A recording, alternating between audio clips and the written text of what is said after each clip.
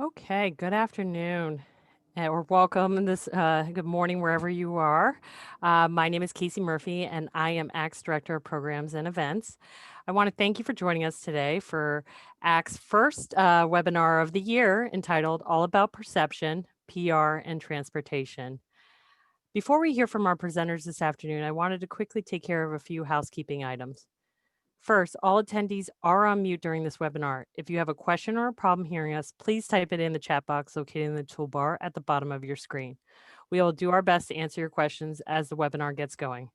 Second, we will have a Q&A at the end of the webinar, but please feel free to type in your questions as we go in the Q&A box located in the toolbar at the bottom of your screen. We'd love to leave the chat box open for comments, to say hello to each other, anything else, but please direct all questions to the Q&A box at the bottom of your screen. Note that when you are typing in a question for someone, please identify who the question is for when typing it in. Finally, this session is being recorded and we'll have the recording up on the ACT website within 24 hours after the presentation ends. Now I'd like to go ahead and pass things over to David Strauss, ACT's Executive Director, to give an update on what ACT currently has going on. David? Thank you, Casey. Happy New Year, everyone. Welcome to ACT's first webinar for 2021. We have a great crowd joining us today as we kick off our 2021 webinar series with more than 300 individuals that registered for today's event. As the premier association for TDM professionals, our goal is to build a strong community of individuals and organizations working to advance and implement TDM at their work sites and within their communities. ACT is your organization for the latest information and best practices in TDM. For those of you that are members, thank you.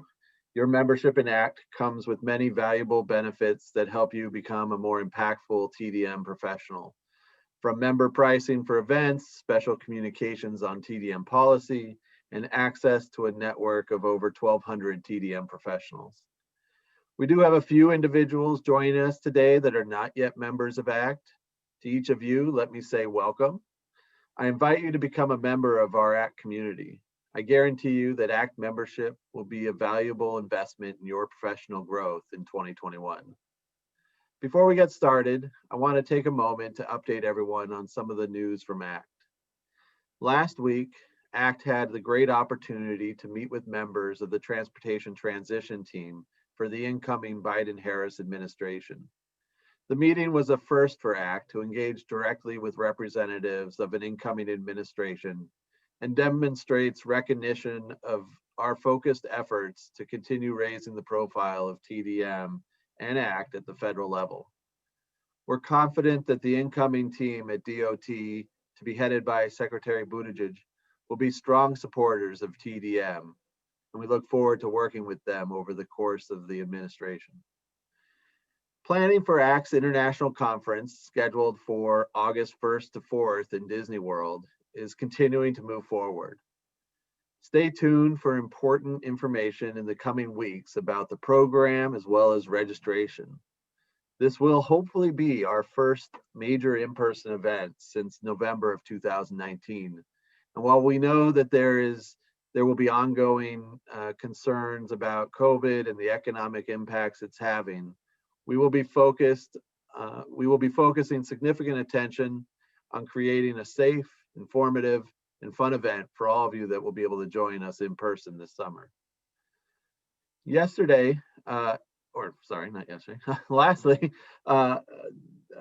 it's now time to switch over and introduce today's webinar, all about perception, PR, and transportation. This is a webinar I'm very excited about, and obviously, based on the number of registrants, I'm not the only one who thinks this way. While TDM programs have long focused on marketing and communications efforts, public relations strategies can sometimes be forgotten about, but there can be multiple benefits to leveraging the media to engage new audiences and spread your message further. Today, you will hear from some public relation experts about PR 101 and how you can make the connection between your transportation and mobility programs and ways to gain a more positive public perception. It's my pleasure to introduce our speakers. Juliann Sheldon joined the Charlotte Area Transit System in 2015 as a public and community relations specialist. She has managed the communications for several capital transit projects while working on general public relations initiatives. In 2019, she assumed the role of acting public relations manager, where she has effectively communicated the ever-changing conditions of the transit system throughout the pandemic. Prior to joining CATS, she held several PR positions within the Commonwealth of Pennsylvania, where she expanded her knowledge of crisis messaging, media relations, and community relations. She received her Bachelor of Arts degree in advertising and public relations from Point Park University in Pittsburgh, as she's a member of the Public Relations Society and graduated from their Enomax Leadership Program. To start off the webinar, we have Towanda Long, a corporate communications professional specializing in public relations, branding, and marketing communications. Her background includes global consumer and B2B brands. At Charlotte Pipe, a manufacturing company, she manages strategy and tactics for internal and external communications. She also serves as an in-house advisor for social media and online initiatives. Towanda volunteers with the Public Relations Society of America, serving as president of the Charlotte chapter and chair of the corporate communications section. Towanda, the webinar is now yours.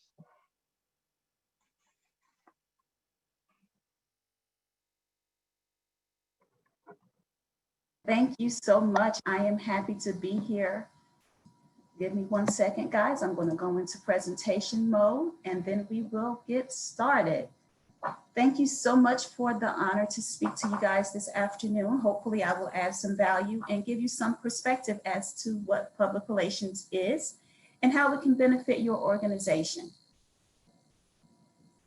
First, we're going to start with the definition. If you Google PR or public relations, you're going to get a number of definitions.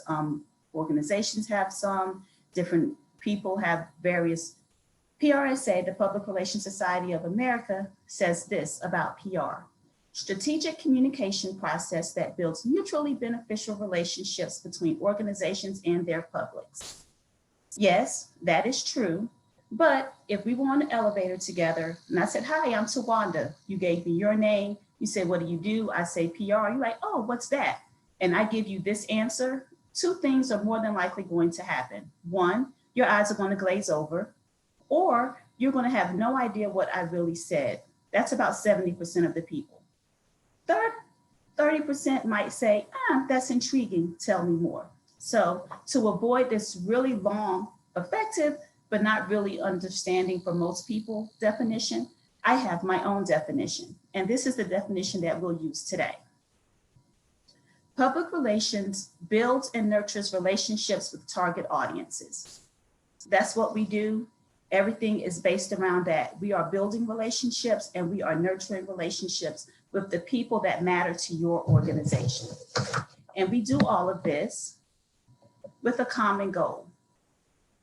We want your target audience to have positive emotions when they think about your organization, when they think about your brand, when they think about your leaders. We want them to have a positive relationship. So as I go through my part of the presentation, think about this as relationship building. You can think about it as relationships that you could have with your supervisor or your coworkers, family, friends, just the ways that you build relationships. Public relations is the same. So for PR, I always like to say we start with research. Probably not what you're expecting when you say public relations, but research is very important. And in the PR world, we start with research because we want you to understand who it is that you're talking to. So who your target audience is, what their pain points are, how you can help them. Again, think about if you're managing up or managing down, family, friends, you kind of get to know the person, you know what makes them tick, what doesn't make them tick, and then you act accordingly. Research for them, same thing as researching your organization when it comes to public relations. So after we finished our research, we have, okay, we kind of understand who our target audience is. So let's say your target audience is for your area. You know what their ticks are, you know the problem that you can help solve for them. Next up comes the strategy and tactics. And these are the things that people typically consider when they're talking about public relations. These are the things that you're going to consider the most. And so I thought I should start with the most popular one, and that's media relations. So when it comes to media relations, this is very important for a number of reasons. This is an example of a media hit in Missouri. And I found this on YouTube years later, but it was from their local NPR station. And so you have their PR people, they pitched this really great story. It's about oats. Oats is typically considered transportation for older adults, but in this area, anyone that needs it can use it. So they have this really nice feel-good story. NPR picked it up. Other circuits also can pick this information up. And so it's showing the value of people seeing the advantages of the transportation system in a way that is not necessarily marketing.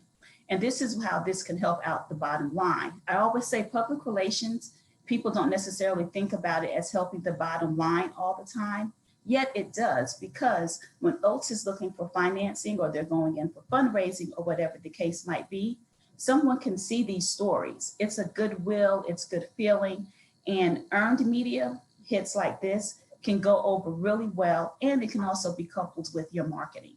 So just something to keep in mind. And when you come to the media relations, that's going to be, yes, the pitching of it, yes, getting this in there. But then the other great thing is they can manage that relationship. So with this person who picked this story up or with other organizations, they now have an in to continue to do those things. Another benefit to public relations. So you're looking at the strategies and tactics and you're saying, yes, we know who our target audience is. And you know what? These are some strategies and some tactics that we can use. Yes, media relations will be good, but what else can we do? Public relations is also in charge of the storytelling aspects of getting things done. So when it comes to resources, oftentimes you'll see public service announcements. And I'm just going to use this as an example, might help some. Think about like if you have someone and they're talking about like a commuter pre-tax and you have your marketing department, and your marketing department is going into HR and they are pitching this because this is an added benefit for their associates. It's something that can be a differentiator for them. So marketing, they're talking to HR. But in public relations, we have this other strategy called a pull-through strategy. So you don't just talk to the person that can make the decision, you talk to the people that can influence the decision maker.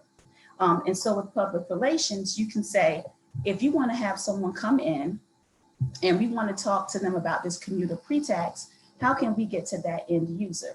Well, one thing that PR can help with is storytelling. So here's a picture of a young lady waiting for a train. PR could do a really great story about how the commuter pre-tax is helping her. We could have great visuals, they can tell the story. The end user that would benefit from that can see that on their evening news. They can see it as they're scrolling through YouTube. They can see it in their social media. And then they will go to HR and say, you know what, I've seen this really great thing. I think we should do it. So when marketing is going in, PR has sort of like primed the pump for them. And there are a number of resources that we do with the storytelling. Like I said, there can be YouTube, there can be just the stories, their social media posts, a number of things that they could just help create to sort of cushion your marketing and your advertising and get your story into the people that raise awareness. Another really great tactic that PR will use is events. So we'll have special events. In your world, those special events can look like neighborhood events that you do to encourage people to support a nonprofit that's important to them. You could have a new offering and you want to have like a really big fireworks display, and then at that talk about, you know, whatever this great new offering is.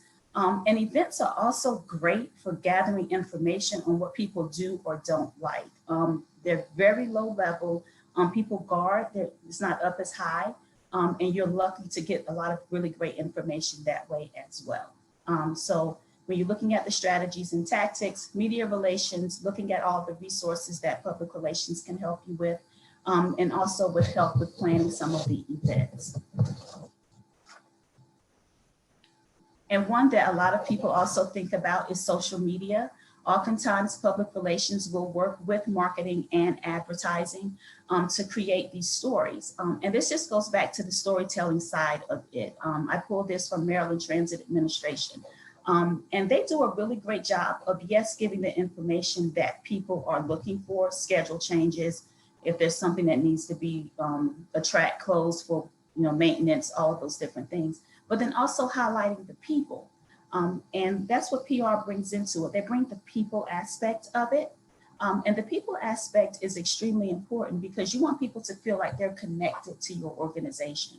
You want them to feel connected to your brand. And by introducing them to the people via social media posts, via your public service announcements, these different avenues, you're bringing people into the fold. They're now having a vested interest in your organization and your brand. And PR is helping to prime that pump to help tell that story so that people continue to come in and look for that information. And when you do that over a period of time, you'll see people start to comment on that. And you can tell, you can look at the tone of the comments and you'll be able to see that people, yes, they are indeed connecting with your brand. And that from then it was more from just a utility, as in I need you to get from point A to point B, to now I have an affinity towards your brand. And that's what you want. You want that positive tone. So as you're going through your research, you've done that, you have your strategies and your tactics, and you've decided how you want that to work. Next is implementation. And I put here the how matters. I can't stress enough how important that is. The how matters so much.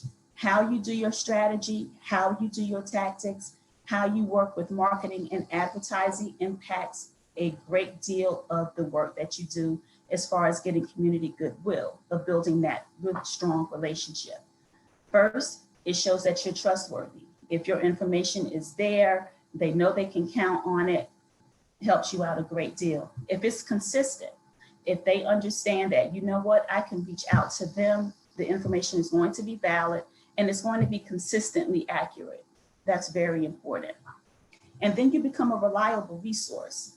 And if you're looking at these, you can see they mirror every other relationship that you have that's a healthy relationship, at work, at home, the like.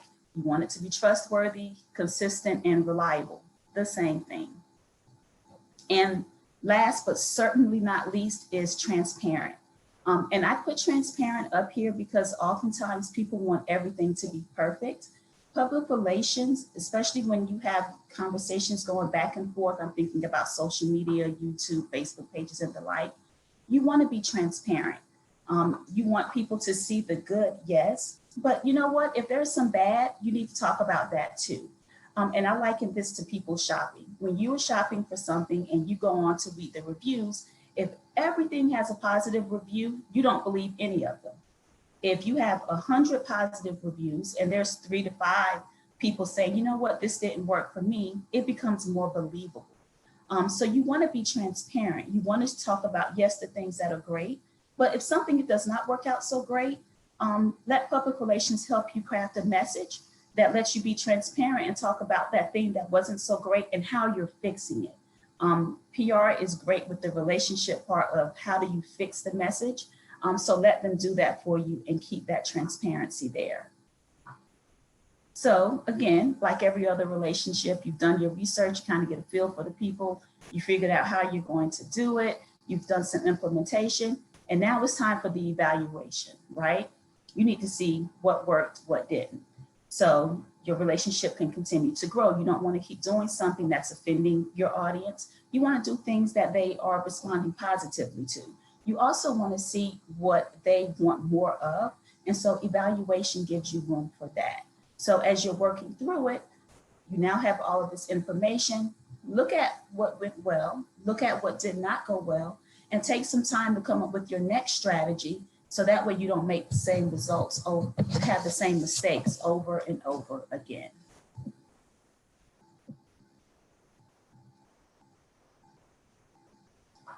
And so I am going to end with the benefits of PR. So I've given you the basics of PR, what it is, a really easy definition to help you understand the difference in PR versus marketing, and then how a good PR campaign can benefit you.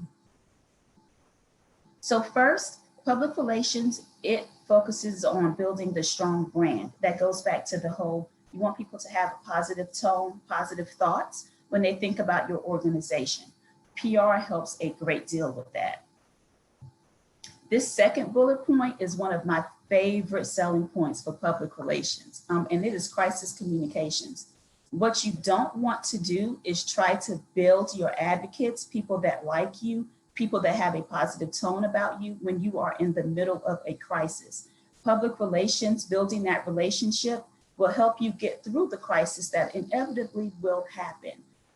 So by building on those relationships, oftentimes you'll have your advocate stand up for you when something goes wrong because you've done such a good job with being transparent. You've done such a good job with being consistent and trustworthy and reliable.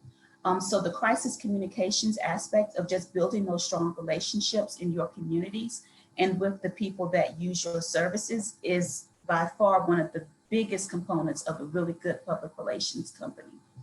And then also the support of marketing and advertising. So when you're marketing and you're advertising, they're working on various campaigns and they have different initiatives and you have your corporate goals.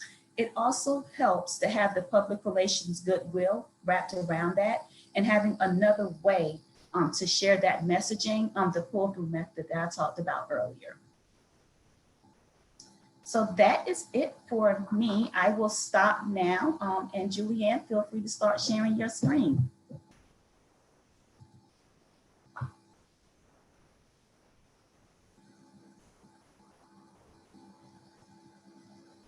All right, hi everyone. Let me enter full screen mode and then we'll get started. So Towanda gave a fabulous introduction, PR 101. Those are truly the basics. I hope that what you take away from my portion of the presentation today is how you can implement what she just discussed into real life public relations practice. So before I get started, just to recap, my name is Juliann. I'm acting PR manager for Charlotte Area Transit System, or CATS for short. And before that, I worked for the Commonwealth of Pennsylvania in various positions. So I'm truly coming from the perspective of working for a public agency, which I'm sure many of you do. So when you do PR for a public agency, I like to say that there are two sides to your job. There's a positive side and a negative side, because you're a jack of all trades compared to, say, a corporation that has a PR department and several people work on storytelling, another few people work on corporate communications, then another crisis communications. We kind of do it all, but primarily our positive side is storytelling. We're building a brand, and this is through generating earned or unpaid media. And then the negative side is crisis communications. Typically with a public agency, crisis communications is inevitable. And what crisis communications really is mitigating damage to your company, your organization's reputation, and trying to manage a narrative surrounding a certain topic. And so Towanda went through a lot of these already, but to recap, some of the more common tools and tactics that we use in the transportation industry: press releases, newsletters, community relations, public meetings, speaking engagements, social media for sure. And one thing I want to point out that has really changed the game for us this year are media kits. Because we are living in the time of COVID, we can no longer do media events and media relations in the same way we did before. So using a media kit, which might consist of a press release, B-roll video, still photography, quotes that can be used both on video and on paper, package that up and send it digitally to media outlets. And then they have a full news story there without you ever having to have a media event. That's probably the biggest piece of advice I could give today at all. But so that you can see some of these PR tools and tactics in practice, I thought that the best, most efficient way to do that would be to go through my 5 rules for successful PR. Again, this is definitely coming from the perspective of working for a public agency. Not only that, I bet if you asked any PR practitioner in the world what their top 5 rules for successful PR were, they would all be different. So this is just a little bit of perspective from me. My first rule is PR is not enough. And this is why. Because I've worked for a public agency my whole professional life, you see the different demographics that you have to market to, that you have to communicate to. For example, CATS, transit. Public transit is truly for everyone, from the college student to the young professional that is a choice rider, to the frontline worker that is transit dependent. You have so many different demographics, ages, races, that you have to be able to communicate the same message to. And so that means we need a lot more than PR. Not everyone has access to the same technologies, which brings me to the concept of integrated marketing communications, which is basically just promoting a message or a concept using multiple strategies that work together to reinforce that singular message. And you'll see here. This is the marketing communications mix. Sure, you see PR and publicity down in the lower right-hand corner, but to truly and effectively communicate a message across a number of target audiences, you really need to dig into some traditional marketing tools like traditional advertising, sales promo, events, direct marketing pieces. People still get mail, believe it or not, and some interactive marketing. By combining both traditional paid media and untraditional media like guerrilla marketing, social media, or earned media, it really gives you a better chance of being able to hit all of those different target audiences. My second rule, and it seems very basic, but be honest. Back in the day, whatever that was, the 50s, 40s, when PR really became PR, practitioners were primarily worried about spin and image and everything being positive all the time and selling a product, the bottom line. What do we need to tell our audience to sell? However, we saw over time that this strategy really compromised the integrity of a lot of brands. And today, things are wildly different. It's very, very difficult for especially public agencies to be misleading, in part because of the Freedom of Information Act, or FOIA, which was passed in 1967, which allows any citizen can submit a public records request or a Freedom of Information Act request to get any information that you have at all in your agency. That could be email correspondence, that could be records of imagery. It covers everything. We can't hide anything working for a public agency. And so because of that, we really don't have any other choice but to be completely 100% honest and transparent. Unfortunately, the private sector, they still have a little bit of flexibility where they can be misleading. So in everything you do, tell the truth. Remember that honesty builds trust, and lack of transparency can absolutely destroy a brand. An example, the most recent for us here at CATS that I can give you started around December 12th. 12 of our rail employees attended a private event. One of those employees tested positive for COVID. So contact tracing, we find out that 11 other of our employees need to quarantine for 14 days. Now, I don't know about where you work, but certainly here at CATS, we can't afford to quarantine 12 employees without being impacted to some degree. And so, the folks in our operations said, we need to cut back service. And so in the PR department, we're panicked. What are we going to communicate to our riders in the community about why we need to cut service right now when service is already modified because of COVID? And so we decided just tell the whole truth and nothing but the truth.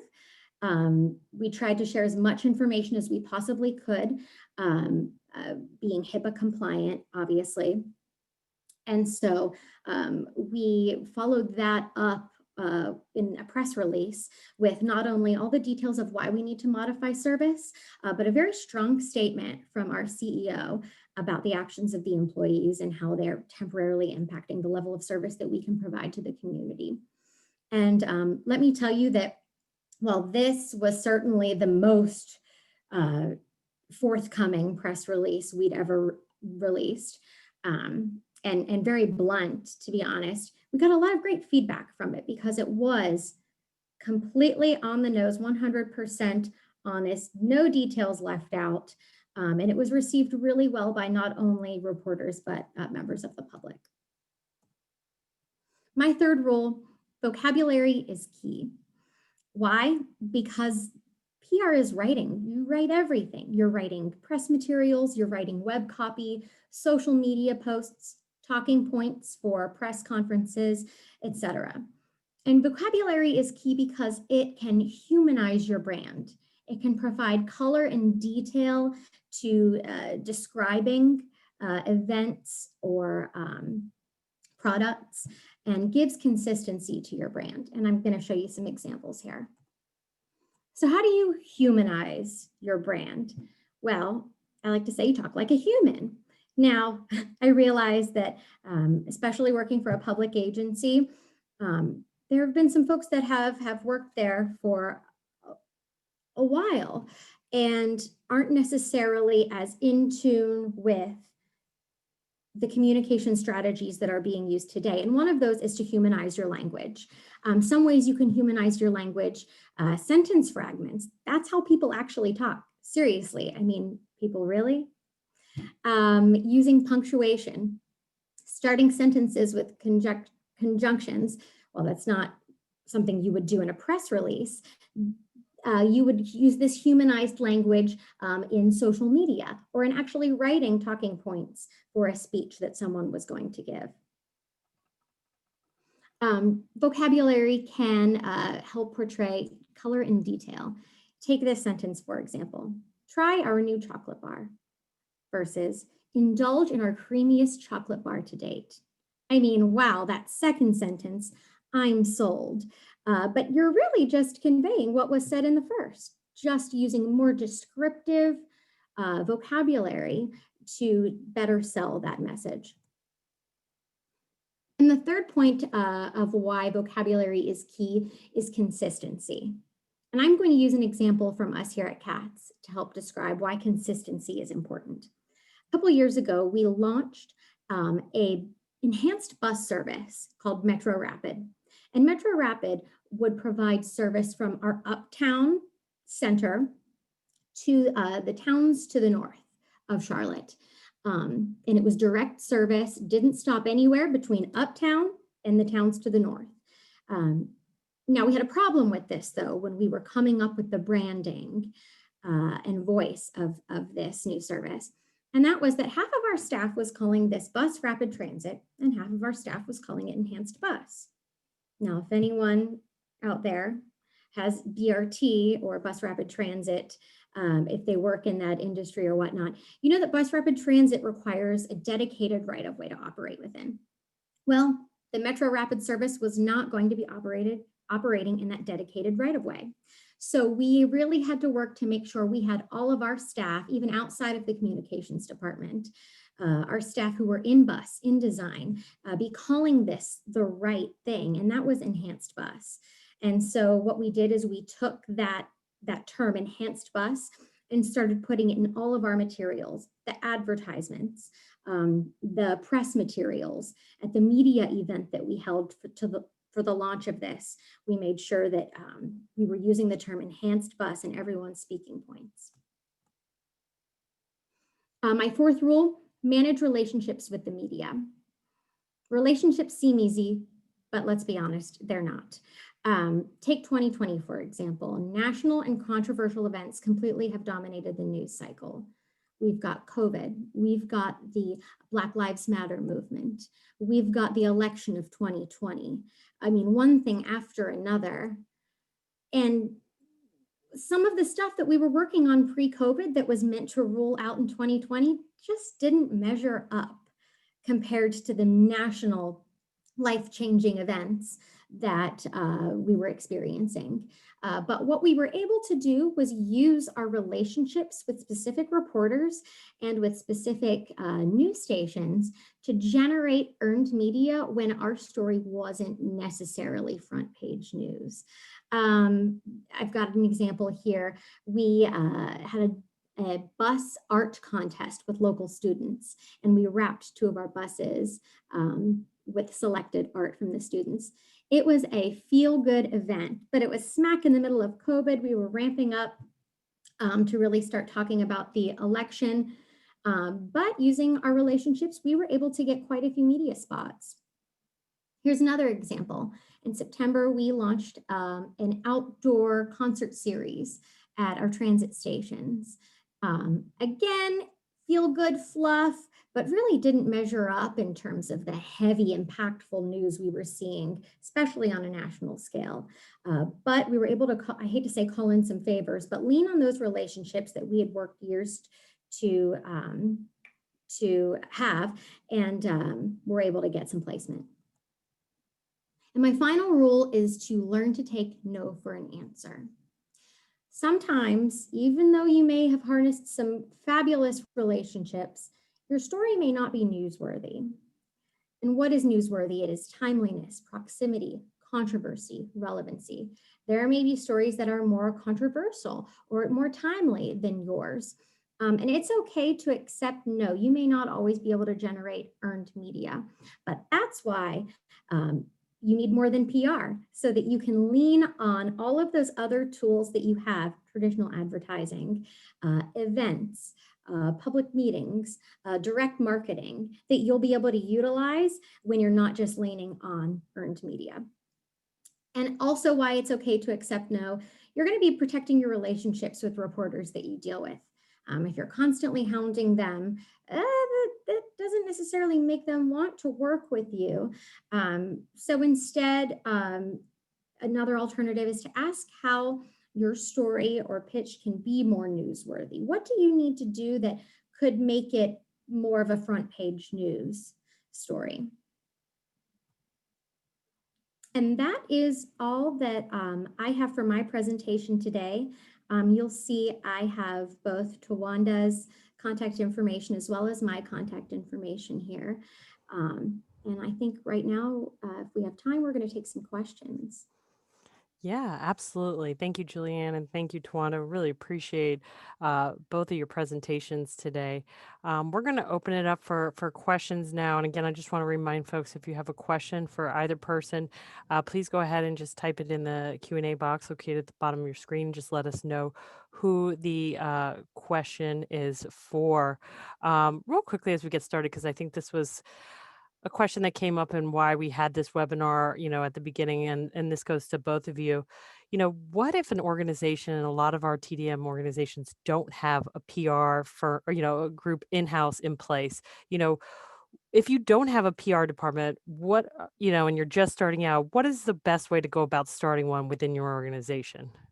And Juliann, I'll turn it to you first and then to Wanda. Sure. So if you've taken away anything from this presentation, I hope it's that public relations really relies on the earned media. That is the true basis of it. But all of the other tools that are used in PR are free. So when it comes to either starting a public relations program or implementing more public relations into your existing communication, whatever that may look like, all you really need is time and a person to zero in and develop a strategy. And maybe it's not a year-long strategy, maybe it's a strategy surrounding a particular topic or project that's going to be launched. Again, the internet today, everything is so accessible. There are so many even programs, even if you just have a little bit funds to invest. Something like Sprout Social, I'm sure many of you are familiar with, you can use to help manage your social media presence. There are a number of programs out there, and if you'd like to email me, maybe Towanda would be more familiar with them, that can even help you write press releases for a minimal fee. And so my best advice is, it comes down to time. If you've got one person that can write out a strategy, I think that's a really great starting point. And then from there, you'll learn what best practices work for you and your organization, and also learn how you can continue to expand it. Towanda? I think those were great suggestions. The only thing that I'll add to that is, if you're thinking about starting, think about what it is you want to accomplish. And so people will say, oh, we need to do PR. And remember, I started with research. I can't say enough how important that is. Think about what it is you want to accomplish. And then once you have that, you can decide what tools you need to have in place to do that. So if your goal is that we don't have anyone doing PR, we need to have someone doing PR, and you decide that you want media relations to be a big part of that, because that's the gap that's missing between what you have now and, say, your marketing department, then I would say either bring in someone temporarily. There are a lot of contractors that will come in and help you set up a PR campaign. There are plenty of people that just want to do strategy and not do the day-to-day. So that is also a great way to get started. Bring in one of those people that can come in and say, this is the strategy that you need. These are the tactics that you need. And then you can bring in one person, then bring in another person, or get another agency. But just deciding what you want to accomplish first will be a great help to you. Excellent. Thank you. And of course, now all the questions are pouring in. So just reminding folks to continue to using the Q&A box to put in your questions. And if we can't get to your question by the end, hopefully we can, because we've got a good amount of time here. Please feel free to reach out to Towanda or to Juliann, and they'd be more than happy to answer your question. This first one to you, Towanda. How can PR outcomes sync up with marketing and outreach? The biggest thing is to get everyone in the room. So full disclosure, I do corporate communications. So by default, my job is all of the above: branding, advertising, marketing, and PR. And so it has worked well with the organization that I'm with, and also with just other clients that I may have. It works well that I am in the room and understanding what it is that they want to accomplish. So I think it's important that people don't feel like someone is coming and stepping on their toes. So if someone high up in the organization can say, we need you to work together to get these things done, and then understand what the problem is, we get a lot through brainstorming. So this is the problem that the company's trying to accomplish. Marketing, what do you think? PR, what do you think? And then everyone can come in, give suggestions, and then handle their piece.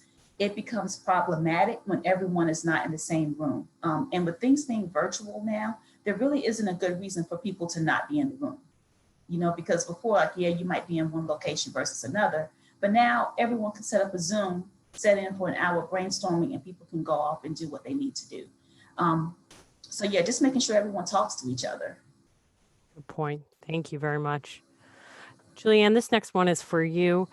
Any suggestions on humanizing language while maintaining the professionalism / consistency expected of government communications? Unmute. This is something that at least I, in my professional experience, will continue to have to work through.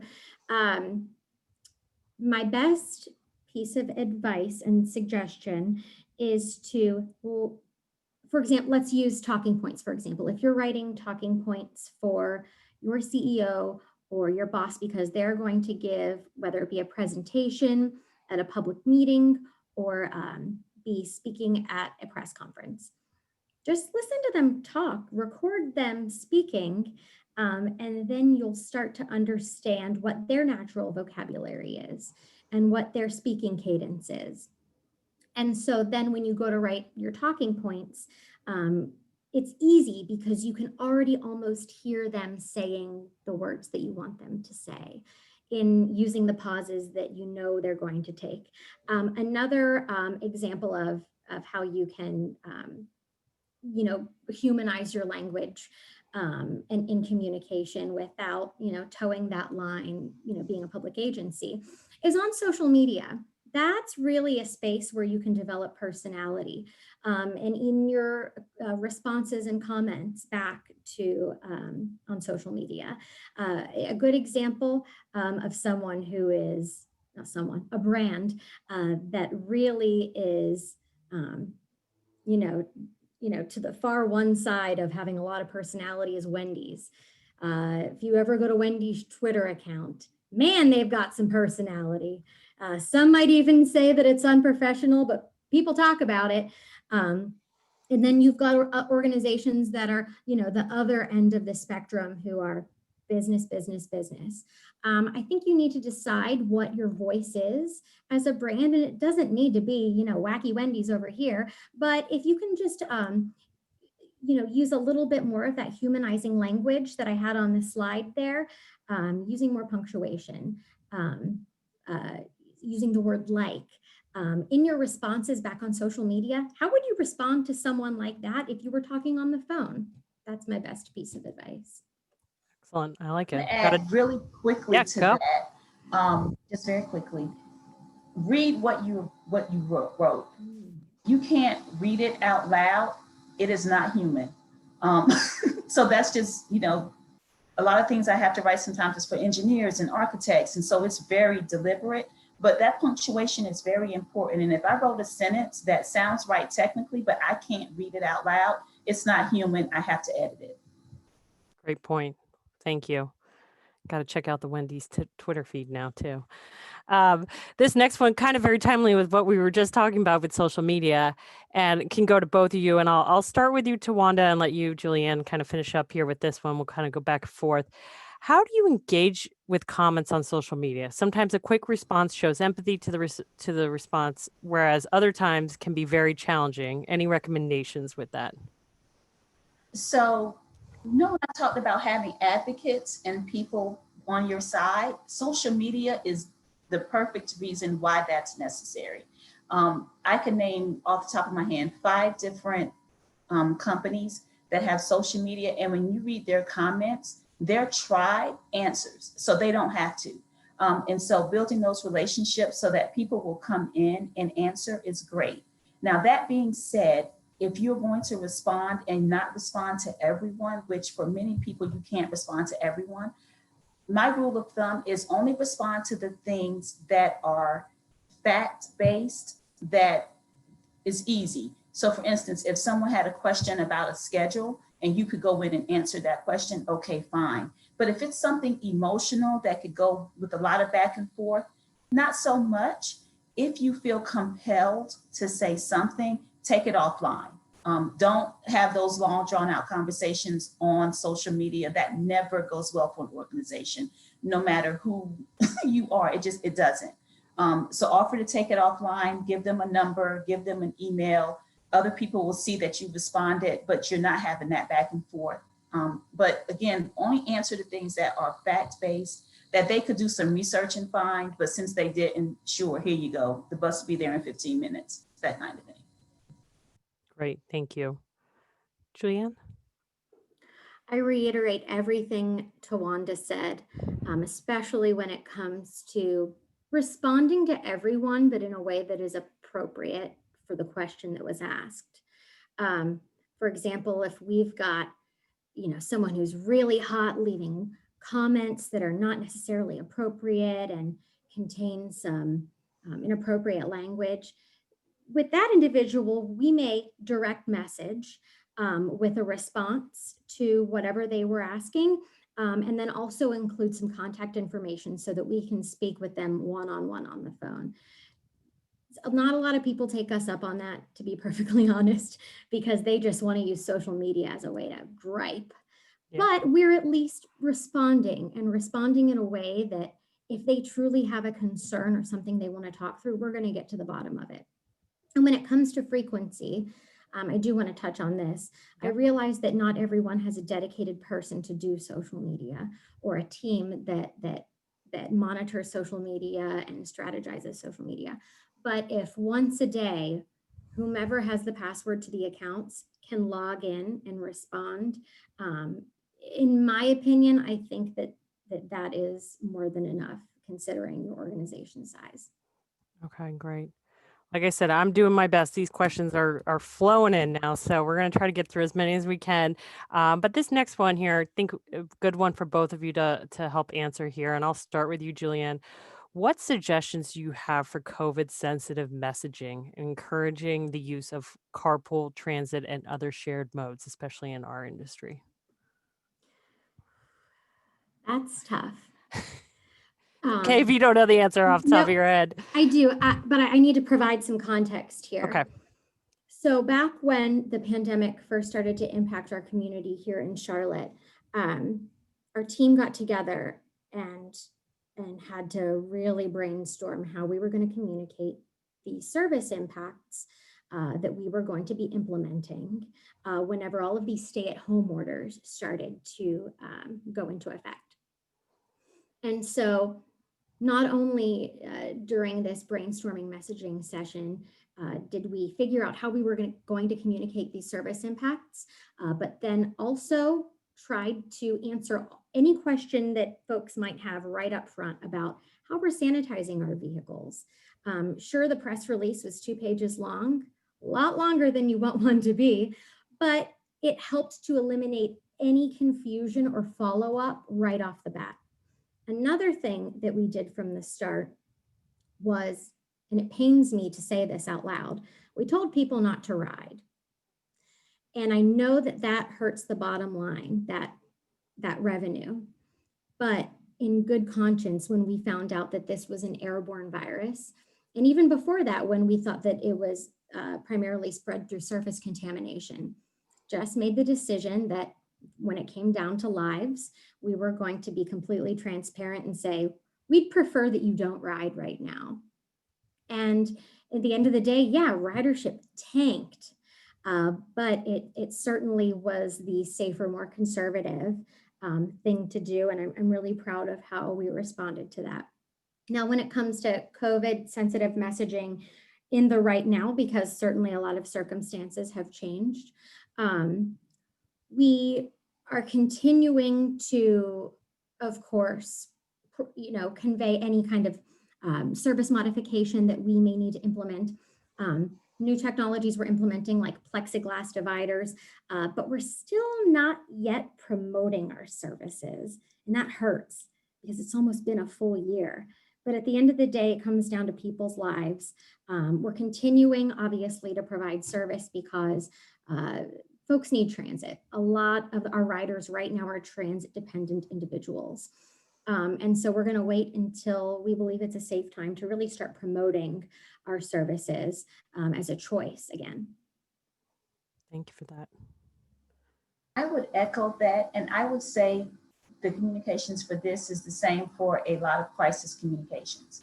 And that is figure out the questions that they have, that your riders have, answer those questions in your communications, and then by all means focus on the safety things that they can do if they must ride.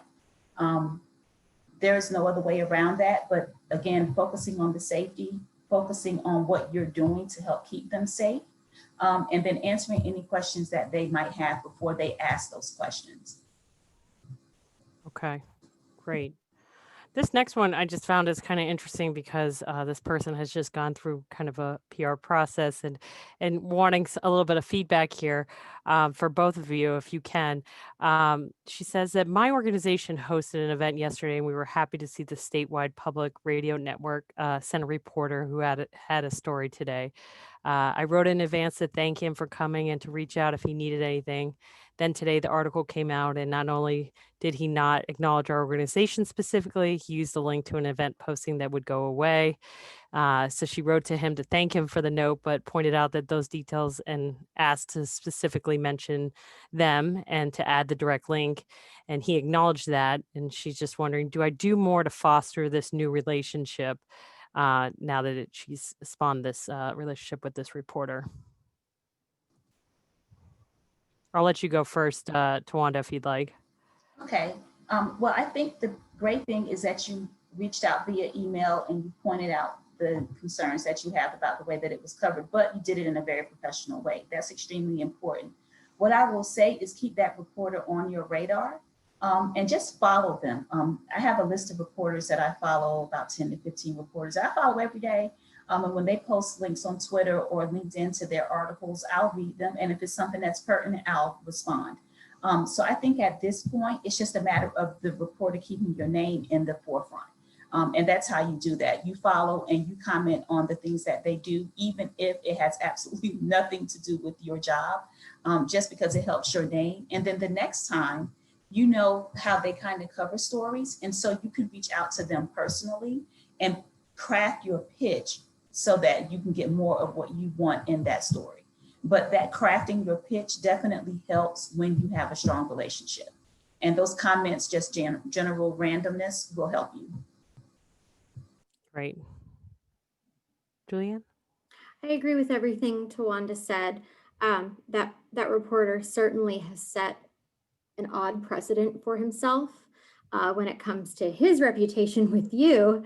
But like Towanda said, that certainly helps you to understand how you can approach him and be more successful. And this is just me. I may try reaching out to that reporter again and, asking, thank you for covering this again. How can I be more helpful to you? What else can I provide that can, benefit your story? Oh, by the way, here's my cell phone number. If you should have any problems like the broken link that you referenced, please let me know. Because at the end of the day, I would think that any decent reporter would want to get a story that was not only comprehensive, but well-read and accurate. So just go above and beyond what you think you need to do. You've learned a lot about this reporter already.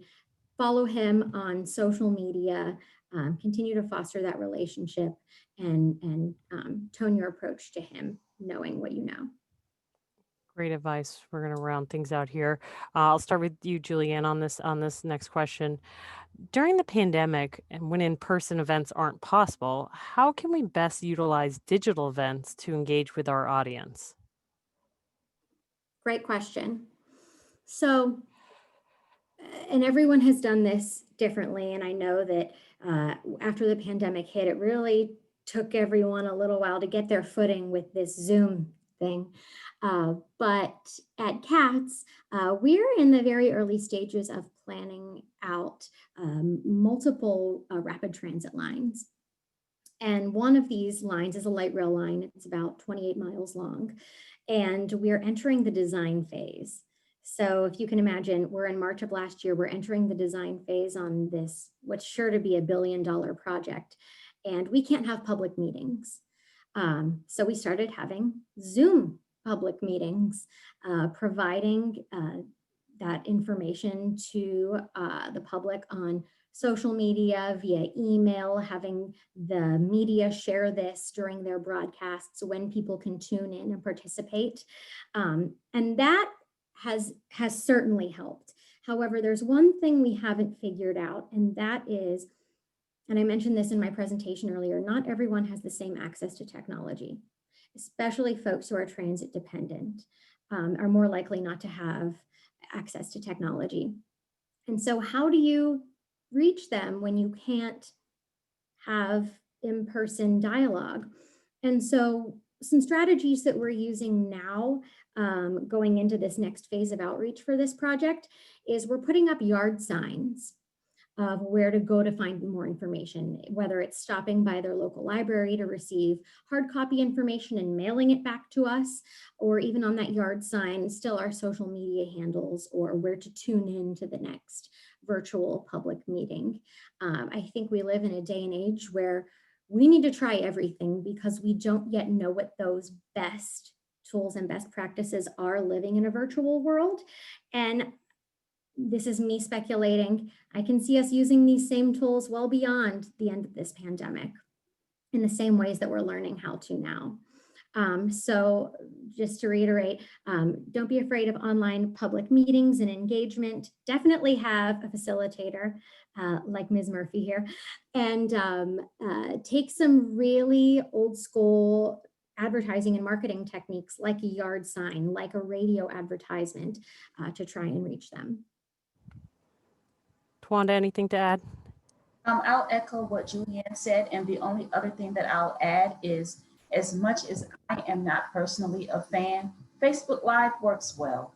I prefer Zoom because you have more control, but I have found in some instances that FB Live, people gravitate towards it. You can get a better, group out there, and it's another way to reach people. So consider Zoom and also consider Facebook Live. Yes. Awesome. Thank you, ladies. We have just hit over the top of the hour, and I don't want to take up too much of everyone's time. So appreciate you all joining us today. I want to let you know, because I know this was such a popular topic, we are going to be holding a virtual discussion next Friday, January 22nd at 2 p.m. Eastern time. So if we didn't answer your question today, we can certainly try to answer it next week. We'll have Courtney Schultz, one of ACT's board members and who works for CATS, on the call as well to help moderate. And if you do have another, I know there were some specific questions for Juliann and for Towanda that we didn't get answered today. If you'd like to reach out to them directly to get your question answered, please feel free to do so. And once again, I want to thank both of you for a wonderful job today. I think it was very insightful, and I think a lot of our folks took a ton of information away. I can see it in the chat right now. So thank you both, and I hope you all have a great rest of your day. Thank you.